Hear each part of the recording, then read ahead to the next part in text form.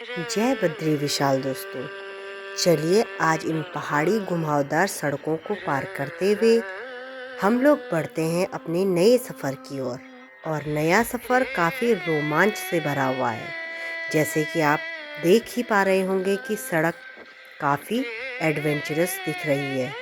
इन छोटे मोटे गांवों को पार करते हुए हम लोग निकल पड़ रहे हैं अपने सफ़र में और आगे की ओर।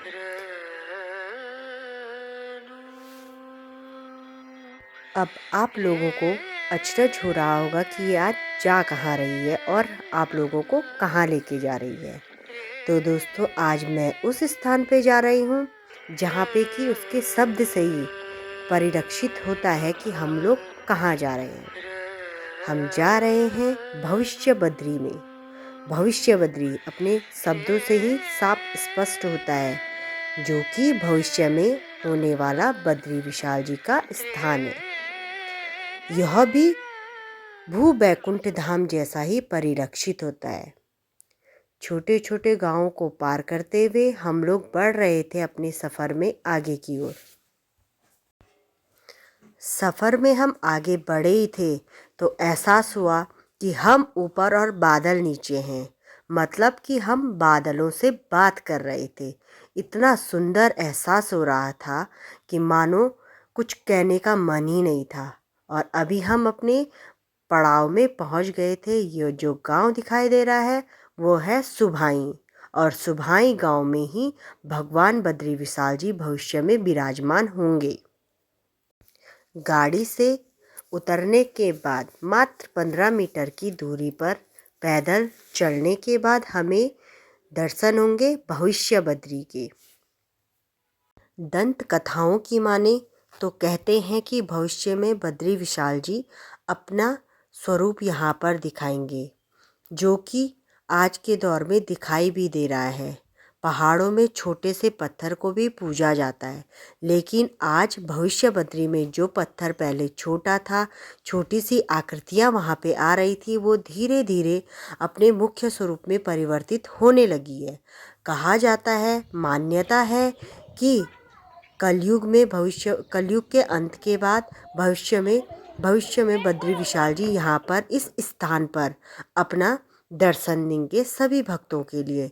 लेकिन धीरे धीरे वो आकृतियाँ अब अपना स्वरूप ले रही हैं और पत्थर पर स्पष्ट भगवान बद्री विशाल जी के स्वरूप दिखाई दे रहे हैं, जिसे देखने के लिए बहुत सारे लोग बहुत भीड़ में यहाँ पर आते हैं और भविष्य बद्री में आकर के भविष्य के बद्री विशाल जी के दर्शन करते हैं।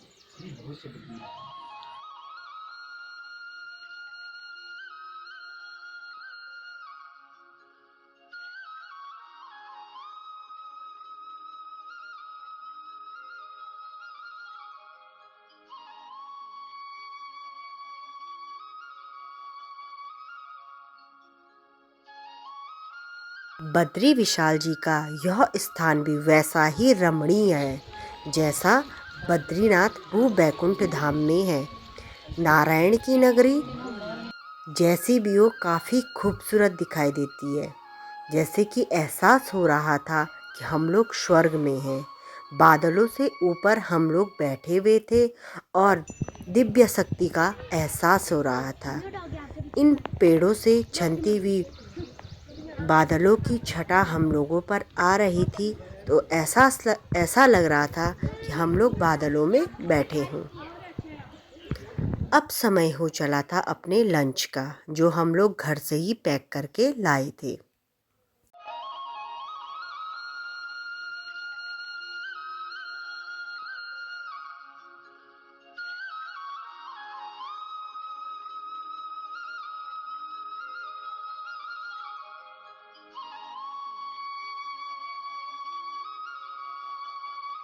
मंदिर में दर्शन करने के बाद हम लोग थोड़े आगे बढ़े तो हम पहुँचे इस सुंदर से तप्पड़ में, जो कि बुग्याली तप्पड़ है। और इस छोटे से पगडंडी वाले रास्ते को पार करके हम लोग उस तप्पड़ में पहुँच गए थे, जो कि पूरा हरा भरा था।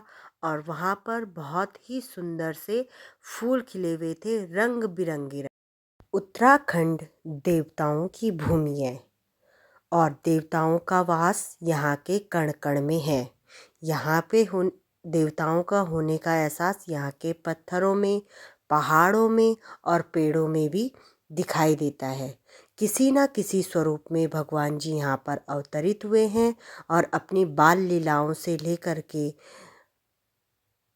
प्रत्येक अवस्थाओं का यहाँ पर उन्होंने अपना प्रमाण दिया है। आज हम लोग भविष्य बद्री में हैं, जहाँ पे कि कहा जाता है कि भविष्य में भगवान बद्री विशाल जी अपना स्वरूप धारण करेंगे और धीरे धीरे वो दिखाई भी देने लगे हैं।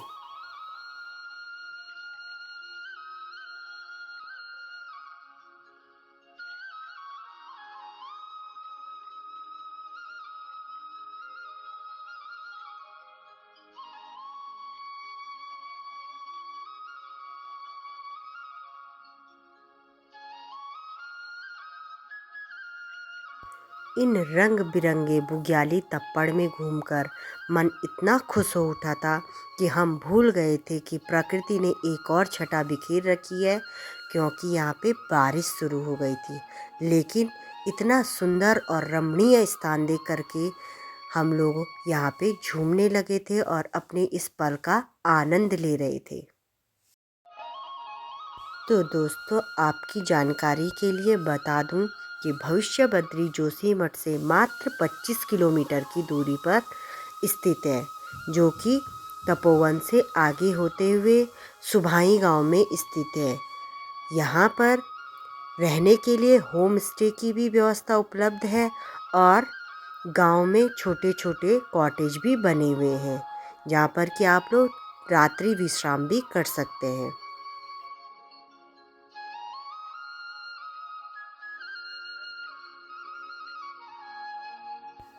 तो दोस्तों, वैसे तो इस स्थान को छोड़ने का मन तो नहीं कर रहा था, लेकिन घर पास में है तो जाना ज़रूरी था। तो अब वक्त हो चला था हम लोगों का अपने घर वापसी का, और बारिश भी काफ़ी तेज़ हो रही थी, तो समय हो चला था अपने घर की ओर समय पे पहुंचने का, क्योंकि पहाड़ों पे रोड ब्लॉक का भी समस्या बनी रहती है।